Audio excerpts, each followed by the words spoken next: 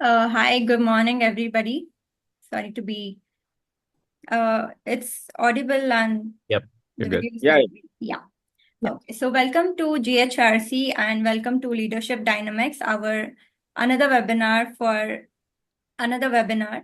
So GHRC is basically a digitally enabled platform for students, professionals, entrepreneurs, corporates, academia, and all of it. And we work on the guiding principles of connect, learn, grow, contribute, and discover. So today we have Sree Lata, our moderator. So meet Sree Lata Shankar, a distinguished HR and L&D leader speaker and a visiting professor with 25 plus years of experience. She is a sought after expert in strategic planning and team development and the leadership. And we have four of our panelists. One is Raja Abhilash Salvaji, if I'm pronouncing it right. Abhilash Rao. Okay. Get that. Okay, Abhilash Rao Salvaji. Raja Abhilash Salvaji is a seasoned product manager expert with 19 plus years of experience as a director of product management at Real Page. He leverages his technical and leadership skills to drive innovation. So then we have Prakash Bharatam. Prakash Bharatam is a renowned SAP expert with 23 plus years of experience. He's a LED, he's a lead digital transformation and implementation SAP solution globally, holding leadership positions in premier technology services company.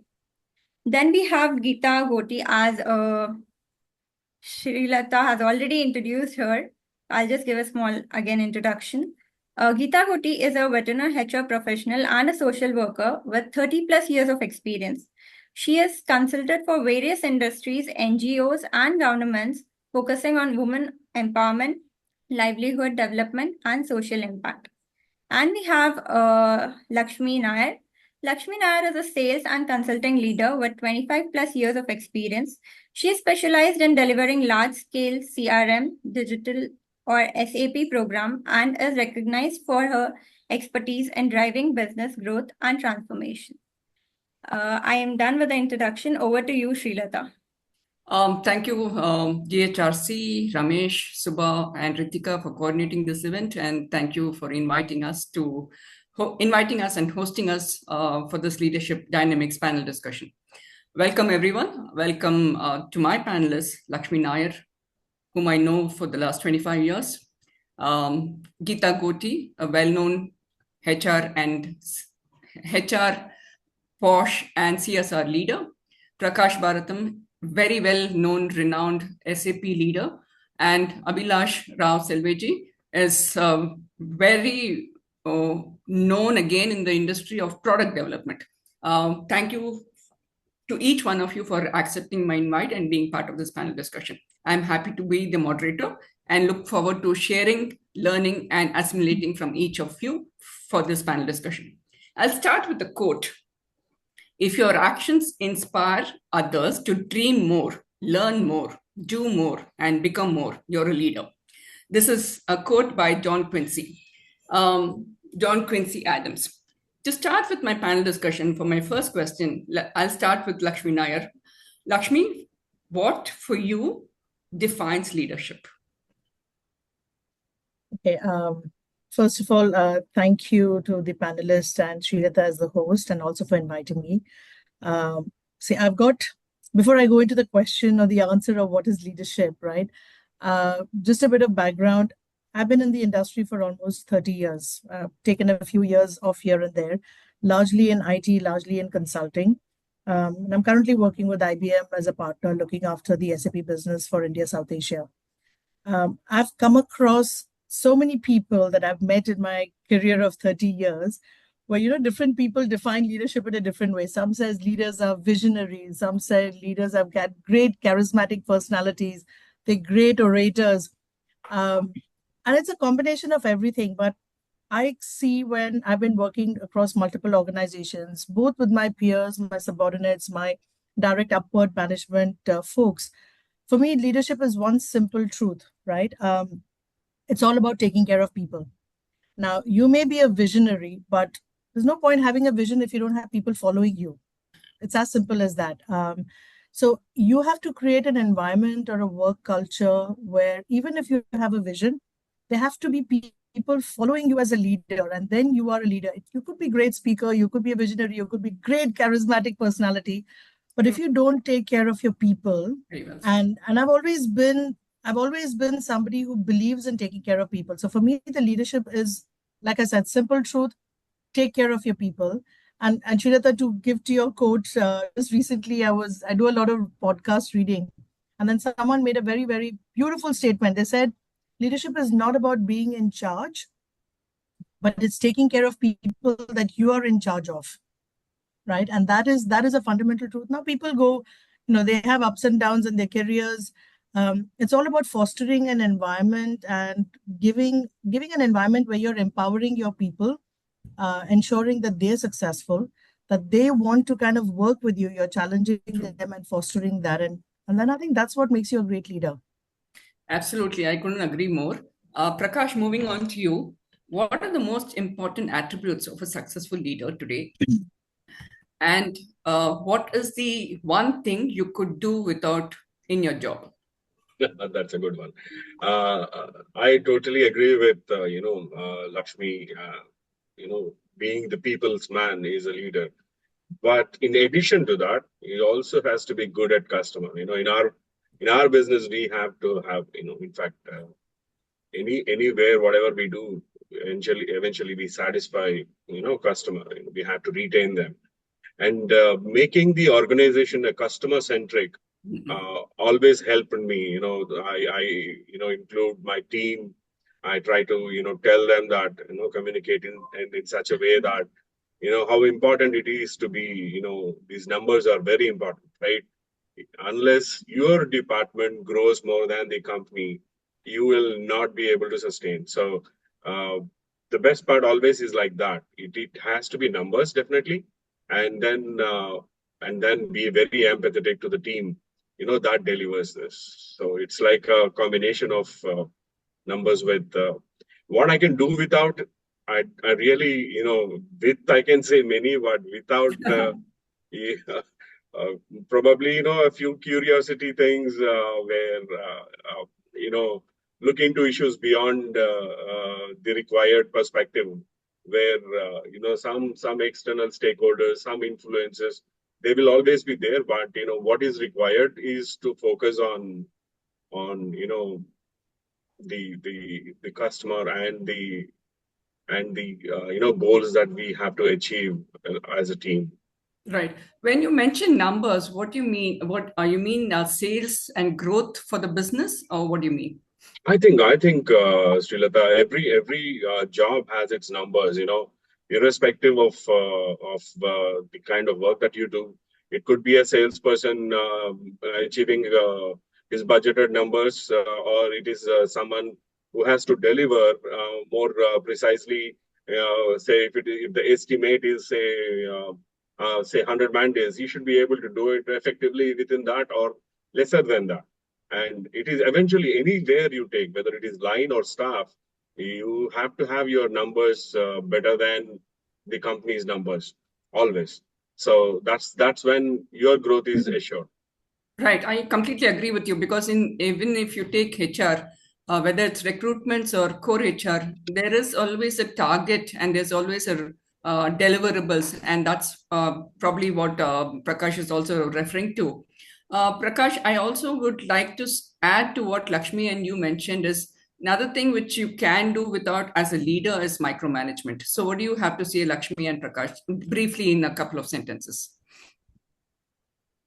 Okay, so let me take that first, Prakash, if that's okay with you. Please. I think, Shirata, I'll go back to the first point, right? When I talk about people and trust in people, one thing that you have to empower your team. And it's very hard, because as you're growing in your individual career, you cannot be doing everything yourself. True. Right? And I always tell this to my team that you should make yourself, you should make yourself dispensable. You cannot be the bottleneck in any type of an organization. And that only happens when you're delegating to your next level of people, when you are building and nurturing the next level of people. Because people want to grow. I mean, they want the opportunity, but nobody teaches you to be a leader. They will teach you HR training, they'll give you technical training, they'll give you a whole bunch of Abhilash product trainings, but nobody really teaches you to be a leader. There's a lot of inherent qualities that you either with personality base, or unless you don't show the empathy and the trust in your next level, they do not have the courage to stand up and perform, or at least go out of their comfort zone to do something different. And I think you cannot do that if you're micromanaging. So coming back to the question, micromanagement is an absolute no-no for me. Yes, of course, we've all been in SAP world. When you have project deadlines, you have cutover activities, you have to go live. There is a lot of micromanagement that goes on, but that's more because you have a very detailed plan which you have to follow to the T. That's a different kind of micromanagement of the plan. But micromanagement of people, I don't think it really gets everywhere, because people don't want to work in a fearful organization or a fearful environment, right? They don't grow and they don't feel comfortable working with you. And so you have to foster that trust, that empathy, and giving them that empowerment. Absolutely. I mean, if you are micromanaging, you're a hopeless leader and you don't trust your own self. Forget about the team. Prakash, you would like to add? You said it, you both said it. I am someone who delegate and only, take stock of what's happening, but not definitely micromanage. And I'll leave it to the right people. I'll keep it safe, first of all, select the right people for the right job. And, follow up only when as a periodic assessment of what's happening. But it is too much to do micromanagement, and it will stress them out. They will, and also their creativity, their innovation is subdued there a lot. Let them do the things. Let them know. And also that's a way of learning, because yes, we are all not perfect, and we have also been junior executives and all that. So that's a way of learning as well. Moving on to you, Abhilash, is how do you balance planning for the future and being present for your team or for your employees? Excuse me, Sree Lata. Let's go back to micromanagement. There's a comment here from Anup Chakravarti. He's saying that it works for him because he's loaded a lot. So this is another important thing, Anup, that a load should be only that one can take it. If what happens if you loaded more is, first of all, you will not be prioritized. You will never be able to cater yourself to effectively to any of the projects or multiple projects that you're doing. So it should be right man in the right job. That is very important. And secondly, you only fiddle, you only enter into the scenario when something is not working. And I also ask people to ask for help in case, I in fact encourage them. Not everyone is a, Lord Hanuman to just go around and complete things. We all need people who can ask for help and take it forward. I request please post your questions in the chat. We'll dedicate about last 20 minutes for the questions. So we'll continue with the panel discussion, and we'll take each one of your questions. I will ensure that each one of your questions is answered at the end of the panel discussion. I please request you to accept our request. How do you, Abhilash, your question is? I got the question. Thanks. Please go ahead. No, I think it's a very tricky one. How do you plan for future about trying to be in the present? Firstly, I want to thank GHRC and you and the panel members for giving an opportunity to put my thoughts forward. I don't know how much helpful would I be for the attendees here, but I'll try to share my point of views as a leader that I am. I live in a technology world, and many of us are in technology world. We use technology day in, day out, and I'm onto the product side. So everything that majority of our work, even if you're working on small of the enhancements in our products, are usually that doesn't exist, right? It's a bit of a creative side where you need to visualize something, you need to think about some things, and you're looking into future to say what is that end state or an end outcome or an emotion or a feeling or that you want to deliver to your users or your customers, right? Whoever you use. So keeping the true selves is who you're working for or what are you working for, gets you, where I am and what I have to do further, right? Whether it is not just in product, but also as a team, right? What are the capabilities that you have in the team and who is at what level. So someone is at a junior level, someone is at a senior level, someone is expecting a promotion because they have spent enough time, but there is also a senior member. So looking at these team dynamics, planning for their career path, right? So because as a organization and as a leader in an organization, you have certain goals to achieve to, move the business forward. But now to do that, how is you as a team, you including, though you might be calling a leader, but you are part of the team, right? How you all are contributing to, the table and what are you getting to the table? And as a leader, you are what I'm trying to see is look at ahead, who is contributing where, what is that you need extra, and plan for that as their succession plannings or their career plannings, or looking into your L&D budgets and see if there are any trainings. The biggest challenge that we are facing is everyone is over AI, right? And every company wants an AI product, right? But how much of the workforce that you have do understand AI, the possibilities of AI, and what you can do, and most importantly, what you cannot do. A lot of people go with, yeah, I know the technology, I'll do apply, but there is compliance, then there is governance, there is a lot of security and all that. People do not think about it, and you making sure that they understand all of this is a thing. So I look into the present of where I am, where we are as a team and as a whole, and looking to what purpose we are trying to achieve, right? I wanted to probably pick up a couple of points from what Lakshmi and Prakash had mentioned as well, in terms of being into leader, and as well as I think the leadership is great, and I think what they mentioned is the right track on how what I have personally, I as we am growing through working under these leaders is building that clarity. I think because there were some questions on micromanagement, and I think the word is loosely used across of like you are trying to micromanage me and everything, but it's ideally is trying to make sure are things right, as well as building the clarity to the team members for ourselves and team members. I think one will have to what one will look at the leader. At least I was looking at my leaders is like, is he or she are able to give me the clarity of what I have to do next, or what I'm doing is adding value, right? So I think this is what I usually look at, and how I motivate myself or my team members, or the people I. So that's from. Absolutely, I agree with every word of what you said, especially the last sentence is what you are creating for yourself. Forget about the leadership, etc. But as an employee or as a person, what are you creating for yourself? Are you getting better than what you were yesterday, and how you are growing? Yep, absolutely. Geeta, moving on to you. From the three technical people, now we have an HR perspective. How do you rally the team to take on a big goal?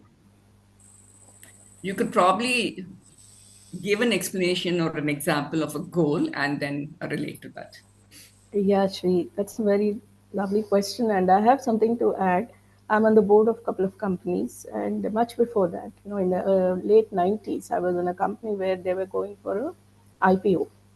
Okay, and that those are the lessons I learned is when IPO is a big goal, and there is a strategic move to go to IPO, and not many employees would even understand why the company is going. For them, it's a daily work, and that's it. So communicating to them, showing them the big picture, and being very authentic in your communication. Because I still remember the first time when I was talking to the CEO of this company. This was in late 90s, and he was sitting next to me, and he said, "I'm really scared to go for IPO because there's so much of stake in that, and if it doesn't go well, then the entire thing will come on the CEO itself. That's your decision." And so I could understand where he's coming from, and And that's exactly what we were trying to communicate with people, saying that this is a big decision the company is taking. That's a leap we are taking. One was authentic communication, and CEO himself making that, town halls and other things. And the second thing which we felt was creating that pride in people that, we are going to become a listed company. It doesn't matter if they don't understand, but we have to make them understand what it means to be a listed company. So the story, the narrative was, we are going to be becoming a big company and we'll be listed along with all these technology companies. And this was a technology firm. And also, this narrative also had that, there is something for you in this. True. Okay. There is an ESOP plan, there is something called, there's a win-win situation. And when you are going for a bigger, stake like this, it's important for the people to feel that they are part of it. So the big goal was an IPO, and the entire communication strategy and getting people to rally around that. So it was a good experience for me. And later, after 10 years, I was in another company where again the same exercise was going. And it was like, just back of my hand to do what we have to do. And in the first instance, I was an employee looking through all these things. And in the second, I was driving as one of the team members driving it, not the only person, but there was a team working. So from the HR point, it's important to communicate and be with the people, create that pride, get a narrative around it that, people see something in it for them. So this is my experience of a big goal and how we rallied on it. Absolutely. I would just like to each one of you to add what Geeta mentioned in terms of communication as a leader. How is it important?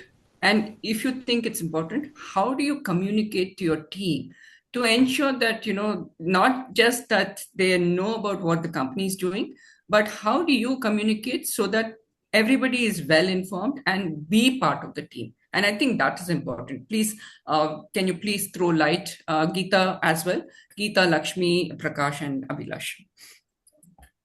Geeta, if you would like to start first, and you can go on. So you're talking about how do we communicate, right?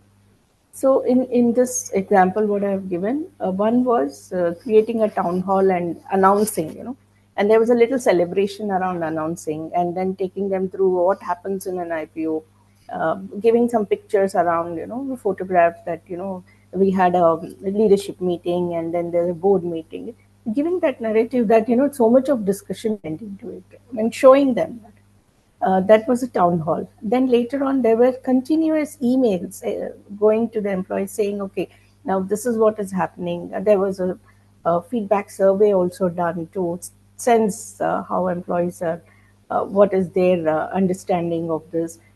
So there was a continuous communication, Right. not over communicating, but, giving them in bits and also ensuring that they are, getting involved in this. Mm.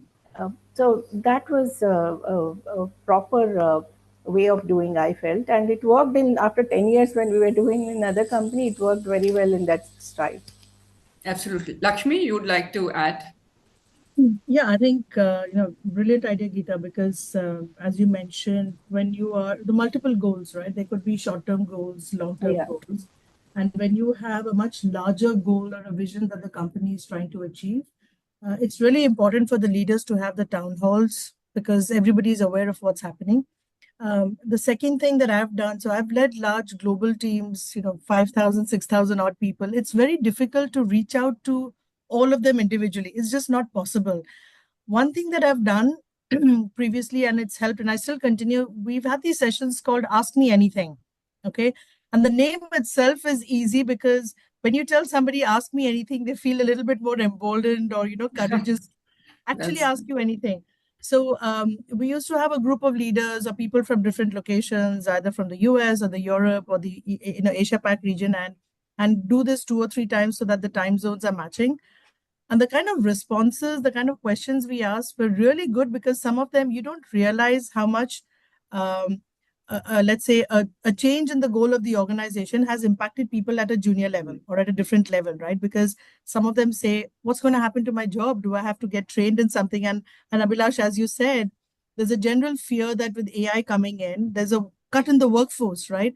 Even my own organization has been saying, right, we're going to cut down 10 to 15% because of AI automation coming in. How do they as an organization invest that money into AI tools if you don't get your costs cut somewhere?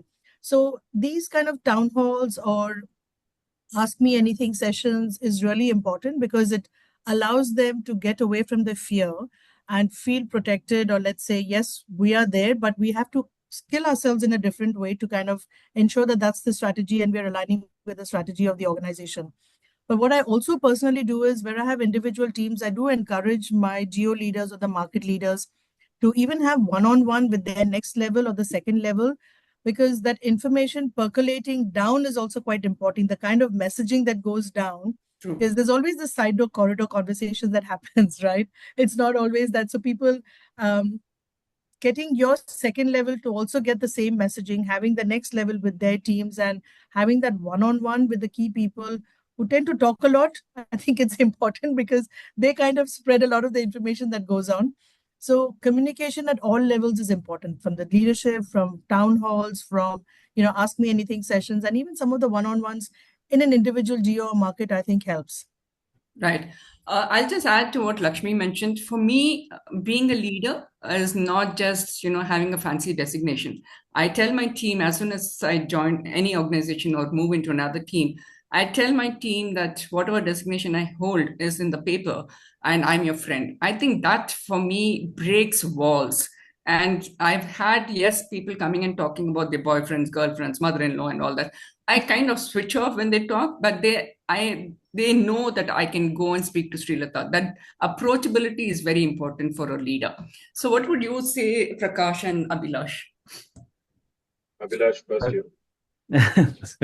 I think Lakshmi touched on a topic that is quite happening on my end at this point about people losing their jobs because of the AI and things, and not just because of AI, and also the organizational directions that companies are going in terms of cutting the workforce to make it much more lean, and I had certain decisions that I had to take on my team where I had to let go some people. Completely not my decision, but it's an organization decision. But as a leader, you have to communicate that to your team and be very, very, very, very sensitive about the person that is impacted. And I had to go through that, and I'm going through that, and I'm like, but coming to the communication aspect, like, as a leader, you face so many things, from the organizational vision and strategy, business. It is more on the execution aspects, but also the personal aspects of not going personal in terms of like what's happening in daily life. If you have time and things, that's a different equation. But from the person's ability to grow, to improve their skills and things, continuous communications, and you don't get time all the time because you are also working on so many aspects as a leader, but also the team members to transition that. You definitely need to have your next immediate people that you are building as you are, the pseudo leaders under you. I think there was a question on the chat that I said, there are like so many lead roles that are coming up, lead titles that are coming up. What does it mean is like, this is exactly what does it mean is because you are, on a track to become the next leader. So you would be playing certain leadership traits where I as a leader would communicate to them, enable them so that they go and, can enable the next levels. And they are actually building connections with the next levels. And then they are like turning out to be shipping out to the next leaders. Right. So that's the thing. Right. Prakash, the same question, but I would like to add what Abhilash mentioned is when people are asked to leave or people are forced to leave because of whether it's a business loss or whether it's technology taking away jobs, that is even more sensitive. So how do you manage to communicate, not apart from what Lakshmi, Geeta and Abhilash mentioned, I would want you to also focus on how do you communicate during people losing their work, B, in terms of COVID when people were losing lives and yet business had to go on. So what do you have to say? This is this is probably the most toughest thing to tell an employee that is not required. And there are multiple ways. What we normally have is SAP actually, as probably Lakshmi knows more than me, SAP comes with a communication plan on every implementation. What to tell to the organization and at what point of time. So this thing actually evolves into your daily stand-up kind of meetings. I don't call them stand-up kind of meetings, no formal name, but I generally stand on the floor every day in the evening before everyone leaves. And general update, like, I give them update as if it is like no, big deal kinds of things. And it's like early warnings as well. I will say that, this thing is losing sheen. You guys have to, either improve, upskill yourself, or look for something else. We are not doing well in this particular area. So advance information, and also give them sufficient time to, in case they're really not required, uh, call them into the, separately talk to them, and also involve the right stakeholders, and help them get something else. And there is a ecosystem that we have to build for this. So we have been doing that. Yeah, not all employees that you recruit would be forever with you, right? So even employees leave when they get greener pastures, right? So I don't indicate that, but I definitely be a very empathetic, route to take this decision. Sure. Would you want to also touch upon the COVID aspect when people were losing lives, but business had to Oh, continue? COVID was a disaster in every organization. Some people were not able to work simply because they are not able to travel and be with someone who is in the hospital or passed away. Those were the testing times for humanity as such. And we have coped as a team. We made sure, a couple of our guys who were already affected with COVID, they were on the ground running around and, meeting the people and, helping them out, fixing issues. And some cases, someone needs oxygen, someone needs a bed, someone needs those injections, which were very tough to get. And then there is a cash problem. We literally agreed, that first leadership agreed that we will take a 20% cut and push that money back to the health of the employees. And then when we even exhausted that, we requested entire organization to support us off. So it's like, we are there as a team and, working together. So I would say that's a way, I think even for today, there are those values have really, seeped into the organizations where empathy actually has built in a lot. True. Yeah, I would like to add one more point. I'll give a small little example, a personal example. When my mother had passed away, this was about 23 years back, and she was unwell and she passed away. So one example was she was hospitalized, and I think this was on a Thursday. So on the Friday morning or Wednesday evening, she had got hospitalized, and Thursday morning, I called up my reporting manager, and I said, I will not take her name, but I said, let's call her Anita. I said, Anita, I will not be able to come into work today and tomorrow. My mother's hospitalized. And the first thing she said is their work pending. The second time when my mother passed away, the same thing happened. Do you have anything pending? Do you want me to delegate work to the rest of the team? So Lakshmi, what do you have to say in such situations where a parent or a child or a husband or wife is hospitalized, adding to what Prakash mentioned? Business has to continue, but I think her priorities are very, very different at that point in time, her or his priorities. And business is not her priority at that point in time. So communicating at that point in time to her or him is very different. How would you relate to that? So I think, like you said, there's a balance, right? But to Prakash's point, given the COVID situation, and I think me as a leader, I think empathy is really, really important. Because let me touch upon one other area that you highlighted. You said, one what happens when you have to fire a set of people. Okay, forget about a certain situation, but I've worked in organizations where you're forced to rank. If I have 100 consultants, I'm forced to rank 100 consultants as 1 to 100. Now, I'm not saying that the person who is 95 to 100 is a bad performer. It's just that somebody else is performing or doing better than them, right? So, so at that point in time, for me, the most important thing to understand is, why is that person underperforming? Because there could be hundreds of situations. And to your point, Srilata, one of the situation could be that there's a family situation. It's not because the person is a bad performer, it's because they are not able to focus on work, because there could be somebody unwell or somebody, a child to take care of. They don't have the, the baby care at home, or somebody's, some situation at home. It could be a financial crisis, it could be a personal crisis. So I think when we are talking to our own employees and our teams, it's important to understand, and it's not always easy, which is why, Abhilash, to your point, your team, the next level, you need to know what's happening with your team on the ground. And only then you can empathize with that individual that, okay, there is a situation. So in your case, when you came back and said, my mother's hospitalized, I think I would be the last person to say, is there any work pending? I should already know if there is work pending or not. And that work can be easily delegated to somebody else. Because the last thing you want your manager to say is, the question itself is there work pending, puts an additional stress on your head. Oh my God, I need to finish this work before I go to the hospital. I think it's just really important, because we are all individuals. We will all face situations as such in our lives. And we know we need those managers who, one, we can trust to go back and say something.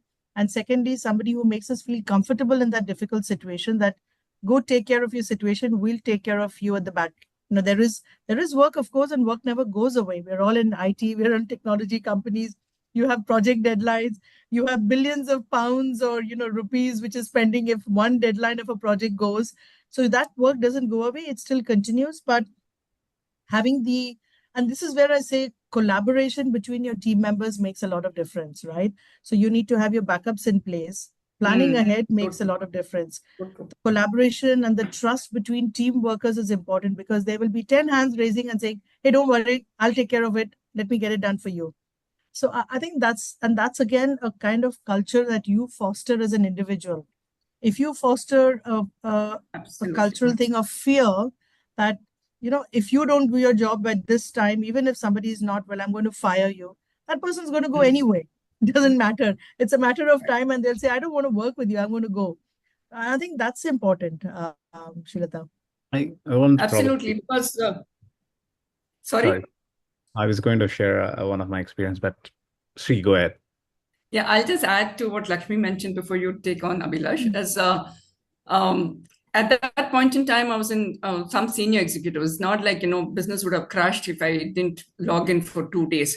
So what Anita could have said is, don't worry, like Lakshmi mentioned, is don't worry, we'll take care of you, of your work, and you come back and finish your work. That would have been so much more, less stressful. My mother was hospitalized, my sisters were traveling, so I was alone with my mother. So it was more than just stress. I was aghast as to how my manager can talk such unemotional stuff.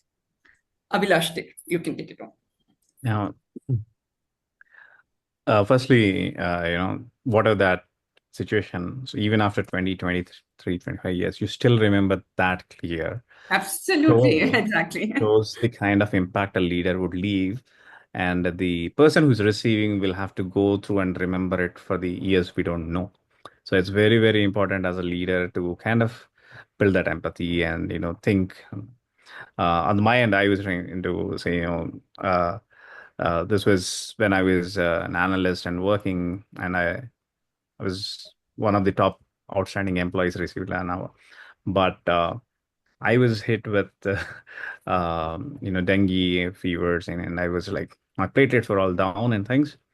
And my manager couldn't, like, I'm on bed in home and alone. So I used to live alone.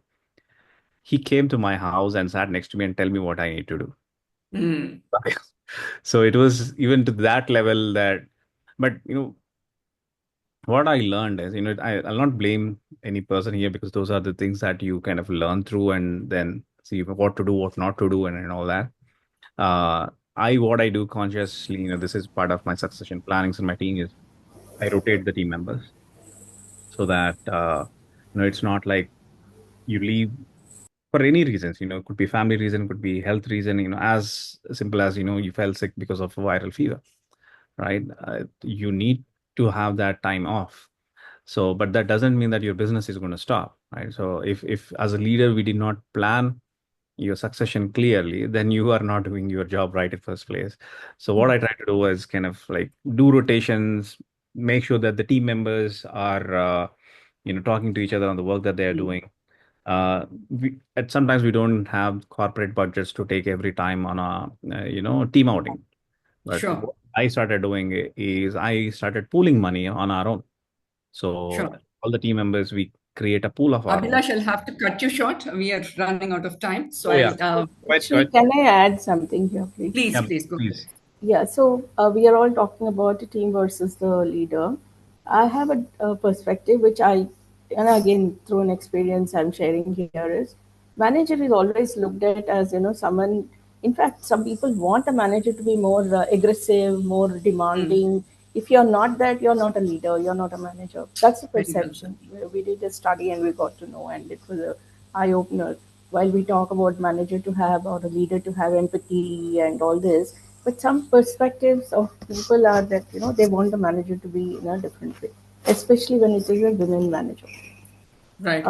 In one of the companies where I worked, I had a team where I had one team member always on a negative foot. So you say anything, it would just go on, and there's a tendency to go around and talk. My manager said this, and this is what happened. So the manager was more popular as a negative, image in the organization because this team member had the tendency to. So one-on-one happened, and HR intervened and said, "This is not the way you should go around talk about." And your manager is doing decently well with other team members. Only you seem to be having it. So then the person later on became also very good. She was a very professionally qualified and good in the work, completes her work. So we were engaging her in a different thing, and after that she moved into a lead role. And one day Right. she walks up to me and says, "Geeta, now I understand how a leader has to be because now she has a team." So once you put yourself in that managerial or a lead position and you have 2, 3 team members, you start experiencing that, what you had that image of a leader is again Right. mirroring at you if you are not watching out on that. So this was a Right. very good example. I asked her to make a small note and present to her previous leader, whoever it was, thanking for all that what has happened in the life of both of them. Sure. So she did Sure. that. Thanks, Geeta. Thank you, Geeta, for highlighting that. Prakash, my next question to you is, how did you ensure your team imbibed your core values, which led to the growth and success? How did you deal with failure, if any?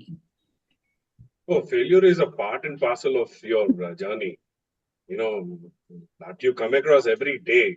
And then Right. how I just told you, right?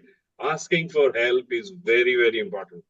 And I encourage them, whether they are, really highly experienced and, very achieved people to freshers. I tell them to ask for help in case they lack or they miss out. They wait. What happens is sometimes you probably not just, looking at the problem right way. Simple. Even if you look at it, you're not able to solve it. This is the time when you have to raise your hand and say, "Oh, please, I'm there, I'm stuck here."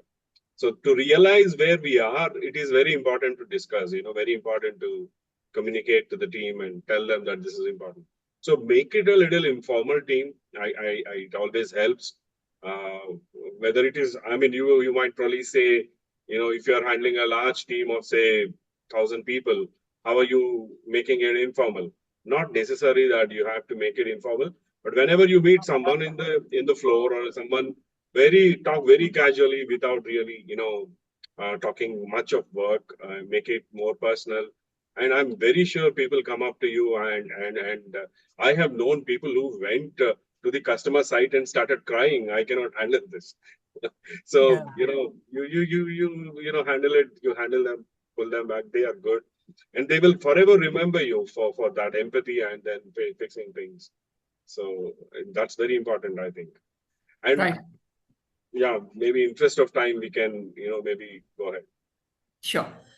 Lakshmi, my question to you is, you may have faced or have undergone a lot of personal and professional pressures. How did you deal with those pressures? And how do you maintain a balance and ensure your team does not perform or does not underperform? So, see, I think just as a human being, everyone is going to go through personal and professional challenges, right? And there is no perfect situation. I mean, I can just tell you that, because especially I saw a question around women leaders, and I'm saying this quite openly, especially for women leaders, it is challenging. It's not. And no offense, Prakash and Abhilash, right? The reason I say is that see, I've worked outside of India in the Europe for 20 years. I worked in India before that. I've come back to India, and I've seen like it doesn't matter which part of the world you're. As a woman, you are expected, or you are trying to balance out home, and it just comes default as a woman, right? So you have personal pressures because not because your spouse or your partner is asking you to cook at home or take care of the kids. It's just by default as a woman you tend to do that. So you are still trying to balance out. You're trying to be a superhuman being. You're trying to be a superwoman, trying to do everything. There's always this guilt conscious that comes into you, especially when you become a mother. Now, I decided that when my son was born, I'd quit my job for 2 years, and I was like at the peak of my career. Wasn't an easy decision, but absolutely no regrets. It was my personal choice. And I think what is really important is that when you go through a professional or a personal challenge or a difficult situation, make a decision. See, no decision is right or wrong, but I think it's important that you take a decision quickly, which way you want to kind of progress. You may have to compromise sometimes your work, sometimes you might have to compromise your personal front, and that's okay. But as long as the decision that is made, that you follow through that, it just keeps you going. And I would say this to all women leaders, especially to all the ladies here: be very, very confident about yourself, right? There is nothing stopping you. And I think the same goes with the men also. Personally, I think that self-confidence is really important, because if you have made a decision which you have taken yourself, having the self-confidence to carry it through, it doesn't matter what's happening around you, is really important, because that makes you feel good about yourself. I've taken a decision, I'm doing the right thing, and I know I will come back. Even if I fail in the process, I know I will come back and I will make it up to it. So, so I think for me, that way, personal and professional careers, I've seen ups and downs, and I've had difficult managers myself. And to Geeta's point, only when somebody who is an individual performer or a contributor, great individual, but when they become a manager, they realize the challenges. And like I said, nobody teaches you to be a leader or a manager. You learn on the way, on the ground, and that's why empathy is important. But being firm is important. So coming back to your question around underperformers, right? What happens if somebody is underperforming in your team? I would always go back to the point that, look, there will be people who underperform, but it's really important to understand the reason that they're underperforming. If the reason that they're underperforming is that they're simply lazy, then be firm with them and just tell them, pull up your socks and get your job done. But if the reason they're underperforming is because it is to do with the personal situation, I think we need to empathize with that and help them get over the situation. Some people have long-term people, they become carers in their home. They have long-term issues. How do you manage that? And this is where I think, a lot of the organizations now have mental health groups that you have people you can reach out to. Sometimes you just need somebody to talk to. It's not that you need financial help or you need personal help. You don't need a carer in the home. You just want to talk to somebody and say, hey, I'm facing this problem and I just want you to listen to it because there's nobody at home who's listening to me. I think that is important. So listening to the person or having that empathy as to why they're underperforming. Another reason is genuinely for the fact that they're not skilled enough, or they are just lazy, or just don't want to do stuff.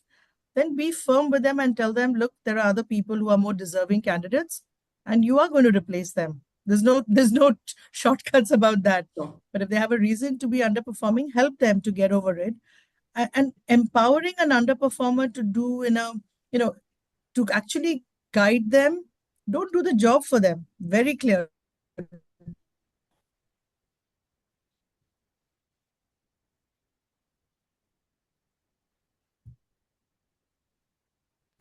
We seem to have lost.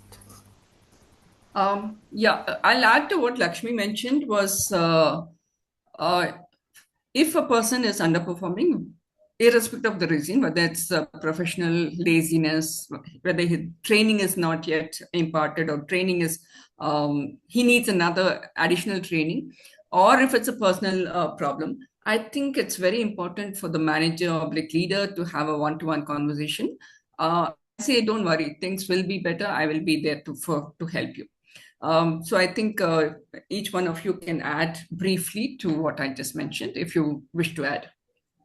Geeta? You see, underperformers and people whom we have to roll out, there are different plans as HR we generally look at, of course, the PIPs, famous PIPs, but a lot of communication sometimes is missed out in the PIPs and everything becomes a very conflicting thing at the end of it. So proper SOPs told in the beginning of putting somebody on the PIP, if it is a skill related thing or an attitude related. The other thing is when you have to roll them out because of a redundancy, there has to be an outplacement plan. In other countries, they have a formal outplacement plan whenever there is a redundancy or downsizing and all that. In India, it's still at a very informal level. Only when the company, somebody sitting in US demands it and says it's an affirmative action we need to do, then Indian. But as such, India doesn't hold that philosophy because of the demand supply ratios probably. But as a HR, I can still try to do that outplacement part. Put the person first, understand that he's not fitting in or he has to move because of the business decisions. Then what are the available opportunities for him? We did outplacement in our consulting firm. What are the available you have a recruitment team. They can, instead of searching a candidate, search for jobs and tell this person to apply for that. You can do the CV. Recruitment team can sit with them and do a proper resume preparation and mock interviews and also that way you're extending your support with the same resources you have, so that the person goes with a little more happiness that the company has put in efforts to do that. So Right. we have done that in the past. Right. Adding to what Geeta mentioned is sometimes you have to handhold people. Maybe not for a very long time, probably for a week or 10 days. It's okay for you to do it. And I think it's beneficial for you and your team to handhold them. I'll give a small brief example. There used to be a team member called Vishwanath. He was uh, his attitude was perfect. He was always coming in at 10 o'clock, staying back till 8:30. His wife used to work in the same organization, same team. She was in the recruitment team and he was in the core HR team. And she would leave at 6:30, but this boy would stay back. He would never say no to more work. But he was still having a truckload of work pending every day. So people wanted to sack him. So I said, I had just joined the team and I said, give me some time. So what I did with him is I realized what wrong he was doing. A, he could not prioritize. B, he was taking care of employee relations and he would take, every call would be up for roughly about 35-40 minutes. And it was not personal calls, it was all official calls. And 3 is he did not know how to prioritize life or how to prioritize his work. So I sat and made him do the strength and weaknesses, not the whole SWOT part. I just said, deal with your S&W part. Then the second thing I asked him to do was write down things to do, which I do even today. As soon as you come into work, write down things to do, and then prioritize your work as to what is important, medium importance, and least important. And therein you're ensuring there's no work pending. And the third thing, and probably the most important part, is I told him that each of your calls, which is only official calls, cut it down to 5 minutes. So he said, Madam, but will my colleagues not think I'm rude? I said, no, they will not think you're rude because you're being professional, you're being more corporate.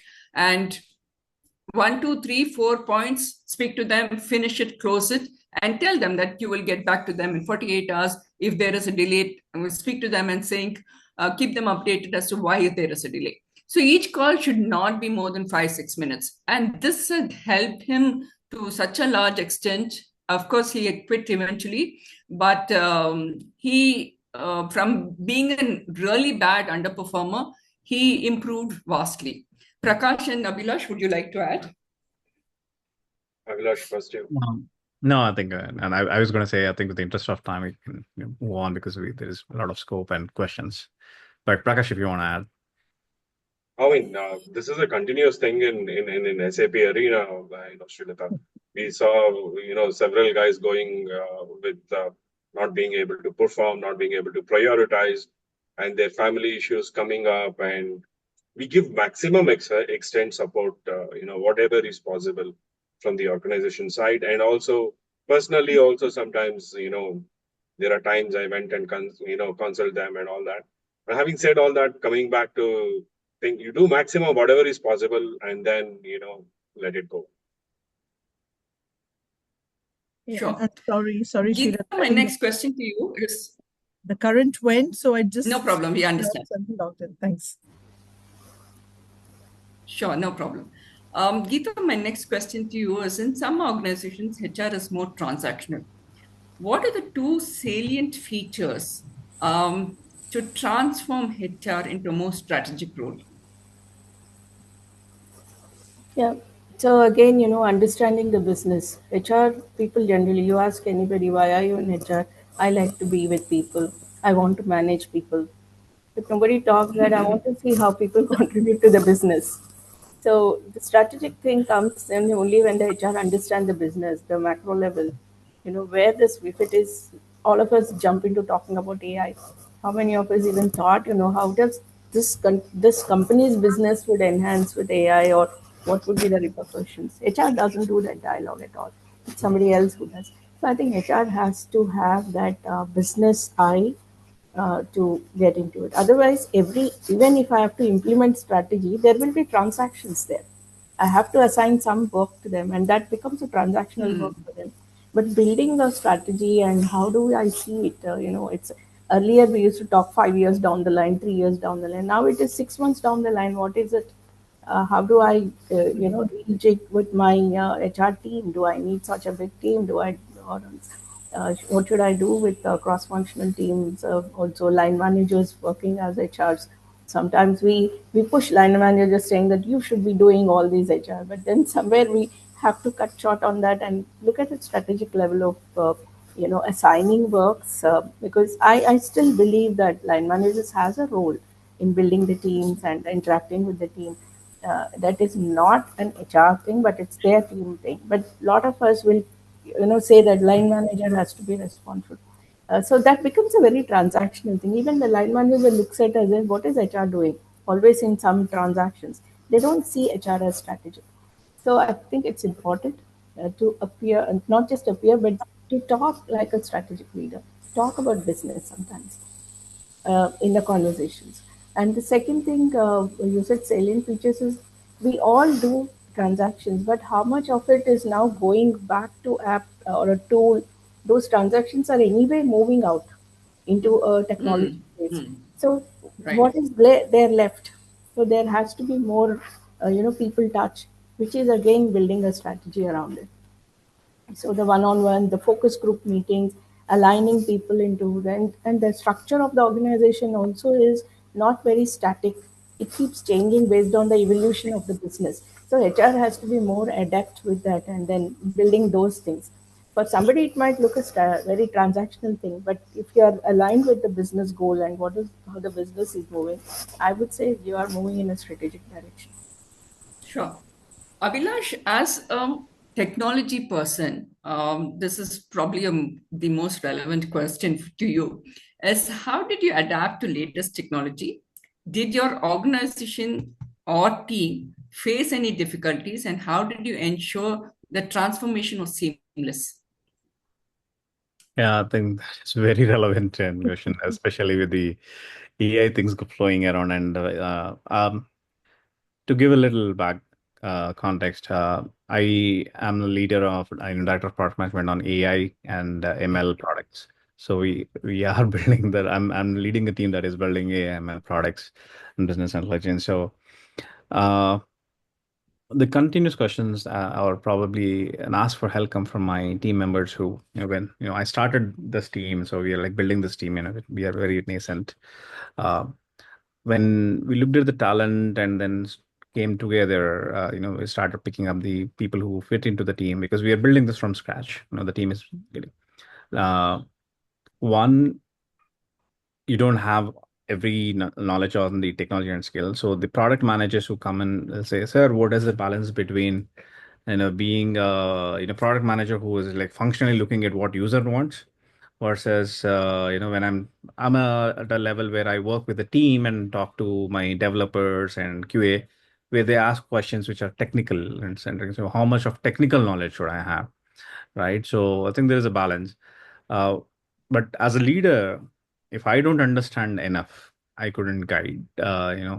So one of the trait that I think at the beginning of this call, we were saying I think you probably asked Prakash, what is that you don't live without, right? Right. So one thing that I do, can't do without is, continuous learning to upgrade myself to be able to not just do my job better, but also to help the people that I am, answerable to, not in terms of the upside on rather the downside, and who's working with me. So continuous learning to say, what's happening around you. So I participate in a lot of the forums, just as yesterday evening, I was in Triple IT, ACM session where they're talking about computer science and machines learning and, association of computers and machines there and the kind of research papers. So I saw a lot of smart people. I myself felt very, very ordinary or very, underperformer there to, say that the kind of level of knowledge and thoughts that getting shared in terms of how much each person puts every day to read at least 2 to 3 research papers. I'm like, talking about research is one thing, but people taking time to read at least 2 research papers is about like 14 research papers in a week, and like, wow, that's a lot. So I think that's something that I am planning to do. I only do a little bit, but I'm planning to do it more. What I do with the team is, again, as part of the rotations and successions and everything, to see that uh, there needs to be goals. So because at times we need to be transactional in, for even is that, again, this is for the sake of building clarity, right? So apart from their day-to-day job, I ensure that I put certain goals about their personal. So there could be certifications, there could be trainings. Uh, in fact, I was talking to my leaders, my area heads and others, to allocate the L&D budget for memberships. If Right. you want to be part of a professional, community or member, AAC, IEEE memberships, or some sort of, I run PLFs, the PLM memberships, or any of those memberships, if you could reimburse, people will actually go and engage in these forums, and then have these engagements, and then they upskill. So that's what I've been doing, and there's a lot of scope to do. Sure. Lakshmi and Prakash, you all come from a technical background. Do you want to add to what Abhilash mentioned? Yeah, I'll go first, Rita. Sorry, I'm joining from my phone because there's some connectivity issues here, so my video is a little off. But I think Abhilash very rightly pointed out that a huge amount of learning is really important because technology is changing in such a fast pace, right? And in the organization I work with, we have these mandated number of hours. Okay, so we call it 40 hours of learning, which has almost become like a competition. And it doesn't matter which level you are. You could be an analyst, a fresh hire graduate to a senior partner in the organization. Everyone has a minimum number of learning hours that you allocate. And I've seen people who do like 200 hours of learning, 300 hours of learning, because they take pride in doing that. And I think given today's world, if you're not continuously learning, it becomes really challenging to keep up with what's really happening. So invest in yourself. This is not just about the company, but invest in yourself, because you may be working with one company today and another company tomorrow, and what earlier used to be, let's say, Facebook has now become Insta, so there's going to be something else, and it doesn't really matter because with AI and ML, as Abhilash was mentioning, technology world is really changing. So I think it's almost mandated that everyone invests and takes that time out. I think organizations are doing a lot, and every organization I've worked with, they do invest the time. They invest, and a lot of money, whether it's HR or whether it's the L&K team, they take time, effort, money is invested into giving you access to learning materials, to visual aids, to videos that are being built. It's down to the employees to kind of ensure that they take time and get that done. Sure. That's what I would say, Prakash? Geeta. Yeah, Prakash, do you want to add? Yeah, I mean, SAP, I mean, my AL, I mean, AI and ML arena is limited to SAP, but, the few scenarios have already, started, kicked off in SAP, and I always get a kick of learning, new things first. The S4 HANA, when it was introduced, the first 5 versions were like going live in my hand. That kick is totally different. When you do it for the first time, going through all the hurdles of,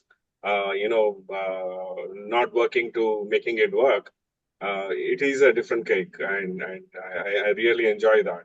Probably got it a little from SAP Labs when we were working on way back in, working on mobile solutions and things like that. But coming back to learning is like it's like part of who learns faster is more important now than learning is like taken for granted. It has to be there in everyone's life. But who learns faster and how better he understands and performs is the key now. I look forward. I interact with those guys who does good work in something. Say I talk about SAP Joel, and someone comes up with an excellent understanding of the solution, and then maybe give me a case study. Earlier he does, I'm more attracted towards that guy, and we start building solutions. So it's like that now, and likewise, just Lakshmi just told, right? The number of hours of learning that used to be there in corporates where we work, like be it entity data, PwC, and so on. Correct. But now I am on my own with different kind of setup, right? So our learning is completely dependent on what we dig ourselves. So Yeah. so we do that. Right, I agree with, yeah, I'll just add to what Lakshmi, Abhilash, and Prakash mentioned is it's very important to not just adapt yourself, it's very important to adopt too. Geeta, my next question to you is what's the one piece of advice you have for those in our audience today who are currently in leadership roles or preparing to be a leader? When I say preparing to be a leader, probably can be assistant manager, and grow subsequently.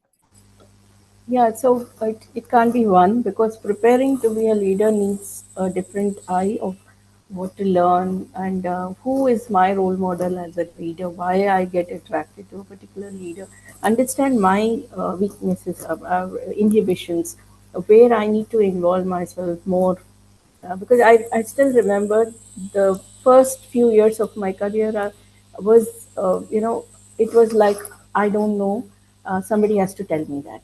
Someone has to teach me that kind of a mentality, which I had to shed and say that let me go and learn around. And so in the leadership also, there's so much to learn. One is to be under somebody's guidance is good for those who want to become a leader. For someone who is already in that position, yes, how much, it's not about the popularity, but how much genuineness you're showing towards the people, how much unlearning you're doing everyday basis, and how much you're connecting with your people.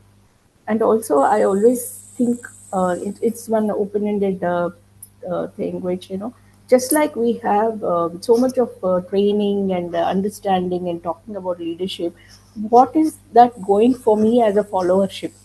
There's something in me, probably people who are coming to me are coming because of that. Do I know my strengths? So if unless somebody tells, sometimes you also as a leader don't know. So try looking at why some certain things you are getting attracted, or why certain kind of people getting attracted to you. That actually shows where you have to work on yourself. So, I mean, I think this is a very longish kind of a response, but then introspection is one word I would say. And Absolutely. Srilata, just I want to add something else, right? We were all speaking about learning, trainings, organization given, but see, I've been in consulting as Prakash, as yourself with the SAP world. A lot of our work is interacting with client, right? Mm, mm, And I personally, when I did my first SAP CRM with ISU utilities, which is one of the most complex in a deregulated market like UK, I had no clue about energy and utilities. Okay. I was just thrown there with a team size of a massive team size who also didn't have a clue about what was happening. But one is the attitude. You got to learn, you got to do it, learn the hard way. But the second thing is interacting with people. See, mm, clients best know their business. They have been in that industry for so many years. They are the experts in their industry. You are coming from a technology background, you're coming with a technology consulting background. And I tell this to my own son, who's also in the IT and the technology world, that never feel shy to ask a question. There is no dumb question. There is no right or wrong question or right or wrong answer, right? Ask the question, interact with clients, interact with your colleagues. I've learned a lot personally from clients, and I've learned processes of how an automotive industry works or how a utilities industry works, or even retail for that matter. Um, don't feel shy. I mean, there is never a wrong question. Just ask because there are tons of people to help you out there and just ask. And that's another way of learning. Right. sure. Abhilash, what can you describe a time when your leadership was challenged and how did you respond? Just a second, sorry for interruption. We have like last 10-15 minutes left. So Yes, I'm. planning to do the Q&A. Yeah, we'll finish this round of questions. I have Abhilash and Prakash to ask these questions, and then we can start the Q&A. Okay. I'll keep it Give us short. another 10 minutes. Yeah, sure. Not Yeah, give us another 10, 12 minutes. We can start the Q&A. okay. I'll keep it short. Yes, I think Abhilash, go ahead. Please. we will definitely get challenged because I think the whole purpose of leadership is to, kind of times being challenged and to come up with the ways. I'm just thinking of, which example can I share, of that. So as recent as like last week, there's a lot of because again, there was been a cut down on teams and people. There's a lot of negativity that will build that are, because it's been just 6 months in my new role in the company, but I had to take some tough decisions. Again, not much of my involvement, but it is organizational. So there is always one, you're trying to build in relationship with your team members to, become their buddy, mentor, and guide, and every way.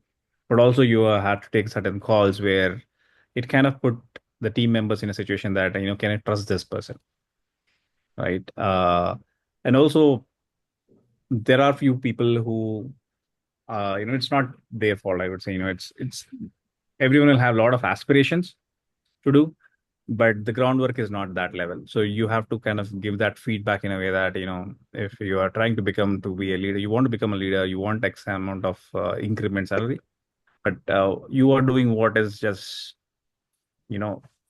basics, right? So when you have to have these kind of conversations, it kind of puts you in negative image to say, oh, this person is tough to do, or but again, it becomes a leadership trait, how you handle it.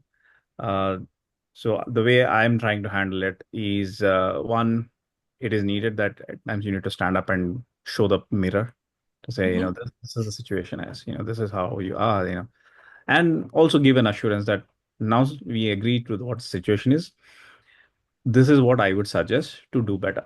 So as simple as someone wrote an email to a business stakeholder saying that, when we asked to do something, he said, I fail to understand what you're saying.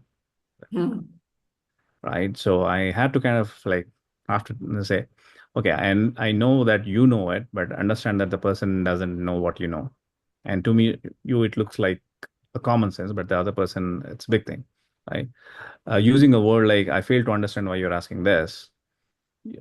could be said it like, can you explain what In a I more did? nicer way. Yeah. Right? So now he's a senior person who's very well known in the team and in all this. I'm trying to question him the way that he's doing. He's taking in a negative sense, but also there's a way that we need to say that, if you have to become the next leader and looking for to be all those merits and promotions and all that, these are things that you need to correct on. So Sure. these are some things that I face, I would do. Yeah. Prakash, ethical and unethical is a very, very thin line. How do you, as a leader, ensure teams or organizations toe to your line of ethics? Yeah. Interesting question, particularly with the evolution of AI, which is ethical and which is not, is very difficult to now distinguish, as you said. But then, your conscience tells you that this is wrong when you're doing it. That kind of, knowledge, upbringing, and the culture is very, very important, So, that's why from the beginning, at least in the organization that we are in, I will make sure I interact and tell them no hanky panky, no nothing, no shortcuts. Make things right way, and we will achieve the right goal. You take a shortcut today, you're always going to be taking a shortcut forever, which is not right. And they have these engineering institutions.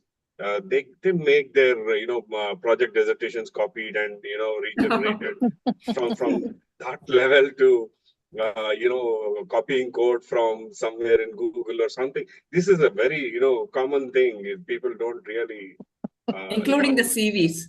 They just copy pasted. We have a very good reputation of Andhra and Telangana where we are told not to apply. That's how it is. So Yeah, make sure I- Abhilash, Geeta. Yep. Yeah, Abhilash, Geeta, and Lakshmi, I think this is a very, very valid question to each one of you. So I would like to hear your inputs as well. The ethics and unethics is a very thin line. So I would like you to add. I think if I can take that first, Srilata and to everyone. For me, integrity is a must, right? Because there is no second thoughts about it. Because one, and that is something that if you as a leader are not leading by example, you can't expect somebody in your team to behave differently. Very true. Right. So, and I think all the organizations, when you're working with a larger organization, one is talking about like we have business conduct guidelines. And every time there's a festival, you get these massive emails saying, please be careful about what gifts you take, what gifts you actually give people or take from people. Even a box of sweets is considered, you need to think 10 times, are you allowed to take it or not? Then, of course, the government organizations. But I think, see, this is something that has to be inherent. I mean, and integrity is an absolute must. It is difficult in certain situations where the person you're interacting with may not be having the same level of integrity, but you continue doing what you need to do and do the right thing. Because if you're not doing it, you can't expect your team to do it. That's what I would say. Absolutely. Lakshmi, I would just add one point and probably you can react to that. My sister used to work with the railways, South Central Railway, and she was in IRTS, Indian Railway Traffic Service, and she was a very, very senior officer.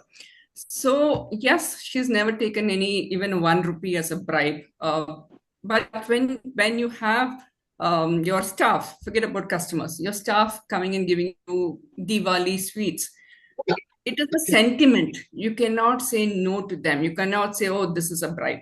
So it's a sentiment. So what she would do is she would probably take a sweet, let's say from Prakash, who's a colleague, and distribute it within her staff and her pune and the rest of the people. So for my sister, taking a sweet dabba was not bribe in any context, and it was also reflecting on a certain sentiment. Do you want to add anything, Lakshmi? No, it's taking a sweet dabba is not bribe, but I'm just saying that, well, let's say organizations today, when you're working with, let's say, government officials or PSUs, right? where there are very stringent rules about what is to be taken, what is not to be taken, how you behave, how you don't behave. I think it's important to be mindful of it, right? And I think right thing said, of course, I have colleagues who'll give you a bunch of dry fruits or sweets or things during festival. Common thing in India. And your sister did the right thing that rather than taking it home, but she was also setting an example. Look, taken it, recognize the sentiment. It's for everyone. So um, I think sweets is a very small thing. There are much bigger things that happen, Absolutely. much bigger things. And for me, work ethics, integrity is such an important part of your career. You will always face challenges and you will always have to make certain tough decisions because, to Prakash's point, there could be a shortcut to a promotion. If you're willing to compromise, there could be something else that you can get if you're willing to compromise. But they're all short-lived. Honestly, they're all short-lived. And you as an individual, if you're not feeling good about it, just do not do it. It's, that is where your ethics and your integrity comes into play. Yes, So, I'll just add to what Lakshmi mentioned is once you fall prey to the shortcuts, you'll always lifelong, you'll start to behave, you'll start succumbing to it. There's no going back. Geeta, do you want to add? Yeah, in the interest of time, I'll just add one thing is you have the next generation watching you, and there are certain behaviors which you think as part of Very well said. integrity and no for us. What all examples we have taken. Certain instances where I have seen this is so much normalized, and we as citizens we do not distinguish within a personal integrity to a professional integrity. So I don't mind, going to a government office and straight away ask, how much you would take it to get it done quickly. So at somewhere, the consciousness of the next generation also picking up these behaviors is something we need to keep in mind. That's all I have to say. Abhilash, do you want to add? No, I think the key points are already, Lakshmi and Geeta had mentioned. Integrity is everything, right? And there is personal integrity and there is organizational integrity, but both are aligned if you're working on something and if you're contributing to I come from more of the product and this person, so there is always a why. I ask everything a why. So your why has to be very, very clear to say, why you're doing what you are attempting to do or are trying to do, and followed by what, because that kind of results in consequences. Now it's a consequence to you as a person, to your mental state, and align with your organizational consequences as a business and as a company and the brand lead. If there is even a doubt of thing that say, oh, this could go wrong, stop, check. If you are not aware, I think every organization has guidelines and trainings, mandatory trainings, and like to do what is right. Especially, as Lakshmi mentioned, we have gift policies during towards year ends like Diwalis and Christmas and everything. There are guidelines, what you can take, what you cannot take. So refresh them to see, so that it gets imbibed in you that, when you are facing such situations, that tells you. So that's what we do. And that is on that, again, on work, because I'm on the data side of it. Every data that you touch, you leave a trail.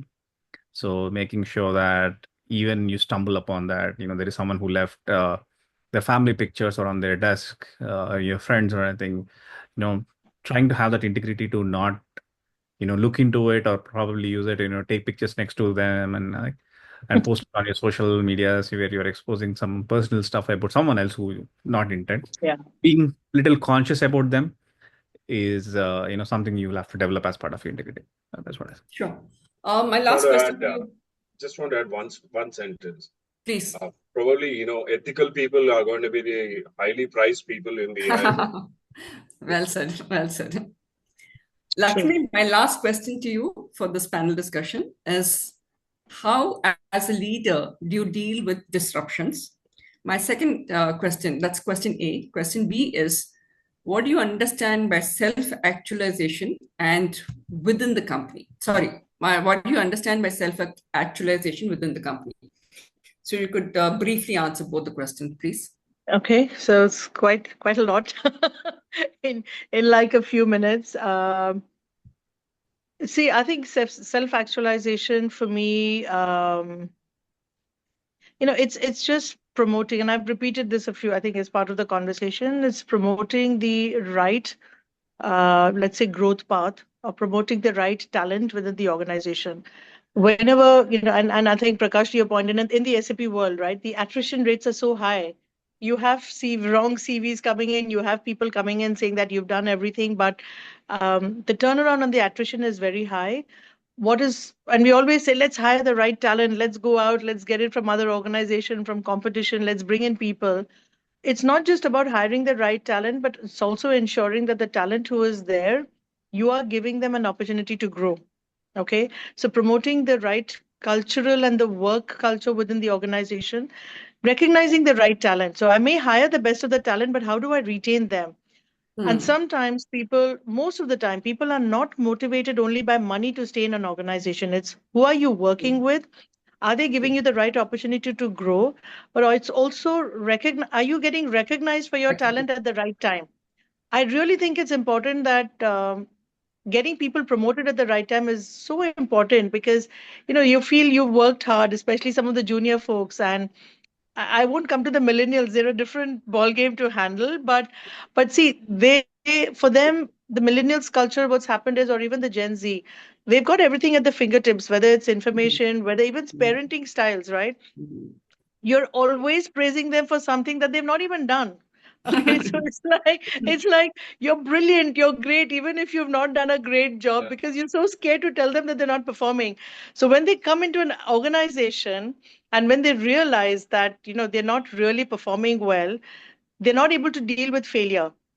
They're just not able to deal with failure, and they're not able to deal with, how do I get this right? So as a leader, for us to cultivate that work thing, recognizing the right talent, giving them the guidance, but those who are deserving candidates, promoting them at the right time is important, and giving them the assurance that they're doing the right job. And sometimes people don't get promoted, but at least giving them a visibility of why it didn't happen is important. So I think self-actualization, I would say, right culture, hiring the right talent, building the right work culture, nurturing that, and definitely helps to get the employees staying in an organization for a long time. Yeah. Now, if I come to disruption very quickly, see, disruption is bound to happen at any point in time, whether it's professional or personal. And I think, Geeta, you touched upon this. You will have to make some tough decisions, right? At any point in time, there will be decisions that will have to be made, be it an individual decision, be it a client decision. And I think to minimize those disruptions, be firm, take those decisions so that you are able to change track and, get away from that disruption and follow through. Um, Decision making capability doesn't come easy to everyone, but it's really important you learn that, because you will always be faced with taking a decision by yourself. Of course, take guidance from the senior people, but I think you'll have to find ways to move away from the disruption and find solutions towards it. And solutions always come with a bit of, decision making. Tough, Sure. right or wrong, make the decision and try and make it successful. Sure. That's a great question asked, I suppose, and a great answer I got too. All three of you, do you want to add to what Lakshmi mentioned? Abhilash, Prakash, and Geeta? I like to give it time to the questionnaire. I think we. Yeah, let's take care of the questions. I think that's come in. All right. I have one last question, and we can wind up with this. Your last thoughts is, as a leader, oblique individual, we all tend to have some biasness, whether it is to a person or a team. And it's probably this biasness doesn't reflect in terms of their appraisals or their performance. But let's say I like Lakshmi as a person. How do you deal with biasness? And how do you tell your team that I just like Lakshmi as a person and nothing to do with her as an employee or as my team member? I would want all of you to talk about it briefly, please. Okay, I would take it first. I mean, definitely there will be, people who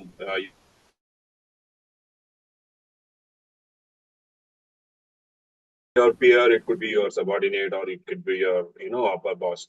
But what is required? I mean, you don't need to explain to anyone that this what kind of a relationship it is. But what happens in this process is you develop a confidence over the work patterns and work growth, and this is perfectly all right, because I have a trusted colleague whom I can depend on, and I can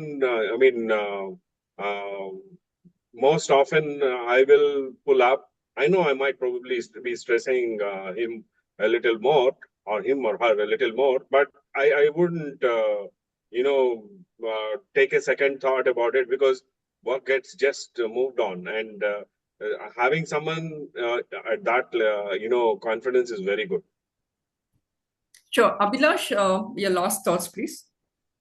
No, I think it at times appears as bias because we are like probably spending more time. But I think if you could really show the professional aspect of it as like why we are going and approaching certain person is because we are dependent to deliver certain things that the person is capable of, and making it very, very transparent that, that is more in terms of work. The way that you could probably do the other, the personal aspect is, when you're going for your tea breaks or when you're going for your team outings, lunches and everything, you are mingling with everyone. So it doesn't kind of show that, you are only talking to one person or but you are like spending time with everyone. So the personal aspect kind of shows that you are not being biased. On the work side, if you're depending, if there is a question that comes up, trying to make sure that you answer it with, the way that it is not, Sure. Geeta, your last thoughts, please. Yeah, so we all deal with unconscious bias, but how much of it is affecting the other person's, Very well growth? said. Growth Very well said. is something you have to be very conscious about. Because of your bias, just because you're in a decision-making position, you should not, affect somebody's life or impact somebody's life. If it's a positive thing and they get positively impacted, that's okay. But one negative impact because of your bias, it will Sure. stay with you for a longer time. Very well said, Geeta. I completely resonate with you. A big thanks to Lakshmi, Abhilash, Prakash, and Geeta for your insights and thoughts, and thanks for accepting my invite. It was fantastic moderating this session and understanding your perspectives, and I've learned a lot too. Thanks to DHRC, Shubha, Ritika for coordinating with me and hosting us for this event. We can take questions now, Ritika. Ritika, are you there? We can take two questions. I'm here. Yeah, so I think some of the questions have been posted on the chat. If each one of you can take a look at it and answer, please. And I would request the audience to post your questions quickly so that we can answer. I'm Ranjan here. I had a question earlier in the program. Somebody was talking about micromanagement. My question is, eye for a detail is a competency which many leaders look for when they're in pursuit of quality. So how does micromanagement come into picture when you're looking for eye for detail? Prakash, do you want to take that? Yeah, I mean, micromanagement would be, again, it is a very relative question, Ranjan, where, if someone is doing developing a code, and whether it is meeting all the conventions or not is to be looked at, and that has to be micromanaged definitely with a peer review or a cross, cross-functional testing. Someone else who is doing similar job will do the testing for a good quality output. But from a leadership perspective, if you go into micromanagement, it will be a pain for the people who are doing the quality work.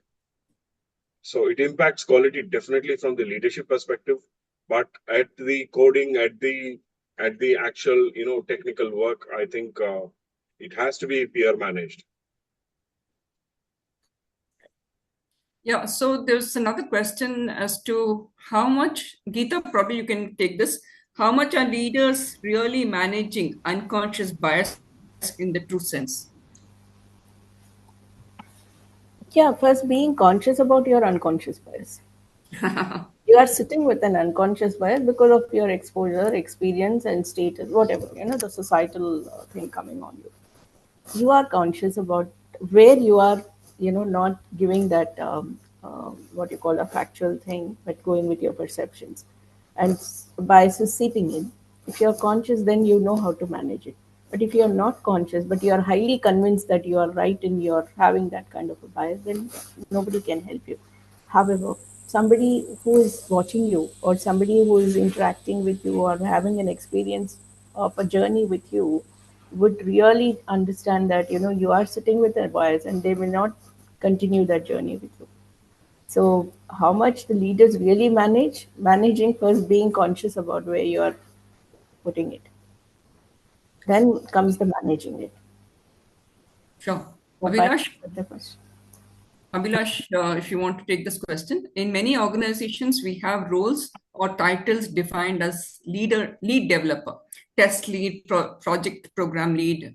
So my question is about whether leadership is an expertise or specialization, or is it just a set of desired qualities of an individual to be qualified as a leader? Great question, actually.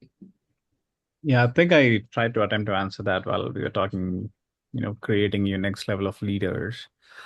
Leadership is more qualities than just an trait or your specialization on technology or a domain, right? So it is how you are as a person, and your personality and traits can help whatever the knowledge that you have to kind of perform and share and enable.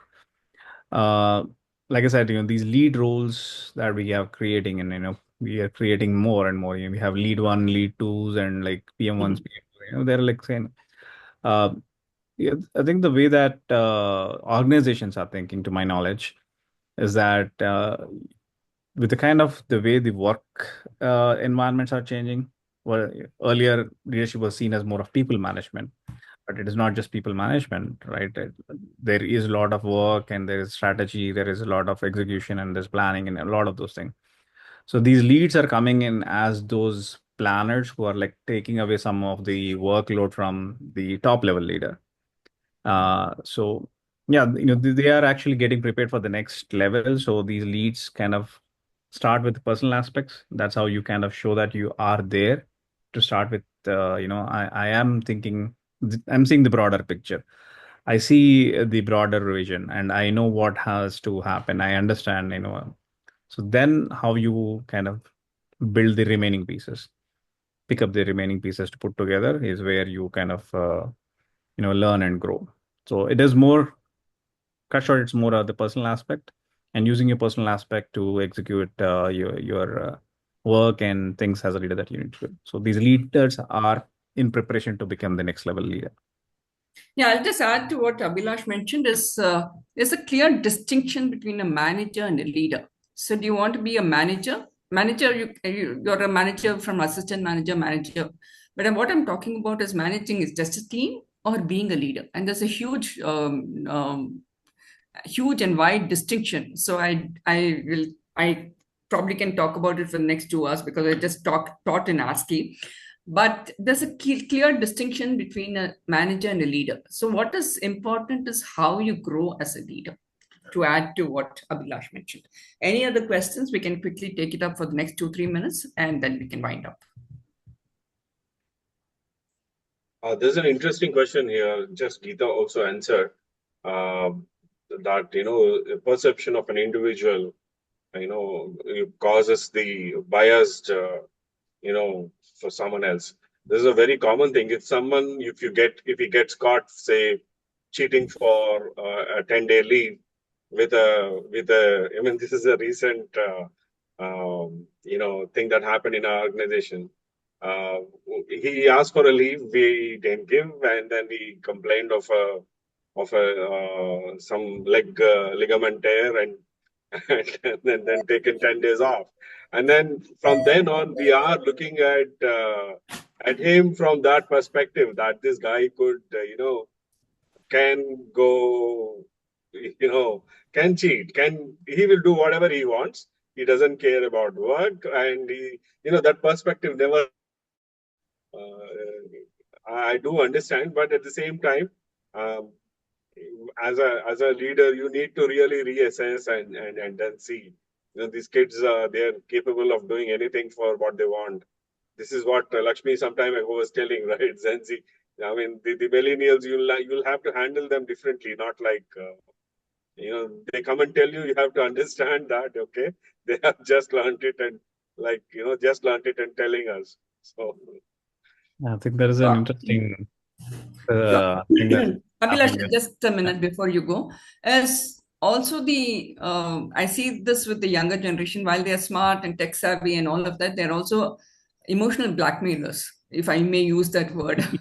Because they'll start crying and they'll start throwing a tantrum. If it's a girl, probably she'll start crying. If it's a guy, they'll start throwing tantrums. So it's very important to tell the person, like Lakshmi mentioned, is you have to be stern when you have to be stern, and then you can cajole them and say, hey buddy, this is what I had to do, and you've got a great scope, you've got great capabilities, build on those. Abhilash, go ahead. No, I was going to say, honestly, I think the managers or leaders that are, coming up, I'll say leaders more than the managers. When we were in the early stages, our leaders and managers, we used to fear. Say, what we do, if we don't do, what they're going to talk about. And like, we used to have that fear of, performing. Otherwise, we are going to get a good lose our jobs. Yeah. So we were frightened. We were a little scared of people above.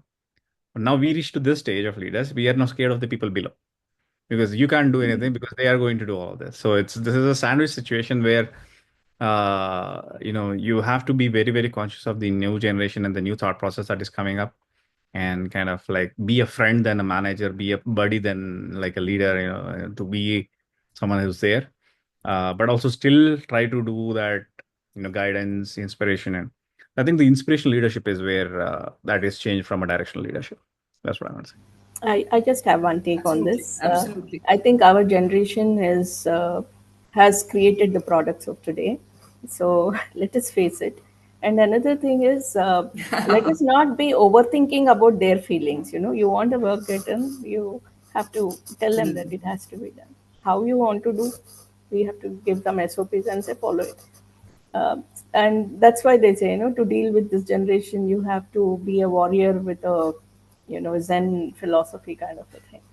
So where you have to be firm, and where. So the introspection should happen with us, and then the action will happen with them. You That's have my to be take. stern when you have to be stern, and you have to treat them with the kids club when you have to treat them. So it's a balance of both. So I don't think we have any more questions. And thanks to GHRC Subha. One more question from Please. Aparna. When it Good, comes to Aparna. women leadership, is there any difference? If yes, what are the challenges and how to overcome? If you Geeta, can. do you want to take that?